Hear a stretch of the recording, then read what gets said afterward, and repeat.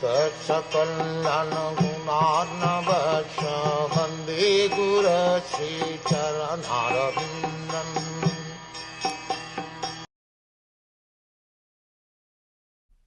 And seeing Brahma present before him, the Lord accepted him as worthy to create living beings, to be controlled as he desired, and thus being much satisfied with him, the Lord shook hands with Brahma and, slightly smiling, addressed him thus.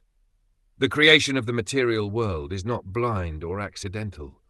The living entities who are ever conditioned or nityabadha are thus given a chance for liberation under the guidance of his own representative like Brahma. The Lord instructs Brahma in Vedic knowledge in order to diffuse this knowledge to the conditioned souls.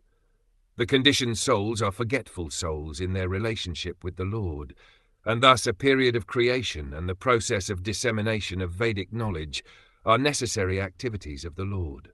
Lord Brahma has a great responsibility in delivering the conditioned souls, and therefore he is very dear to the Lord.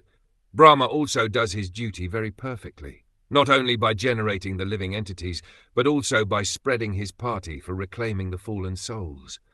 The party is called the Brahma Sampradaya, and any member of this party to date is naturally engaged in reclaiming the fallen souls back to Godhead, back home. The Lord is very much anxious to get back his parts and parcels, as stated in the Bhagavad Gita. No one is more dear than the one who takes the task of reclaiming the fallen souls back to Godhead.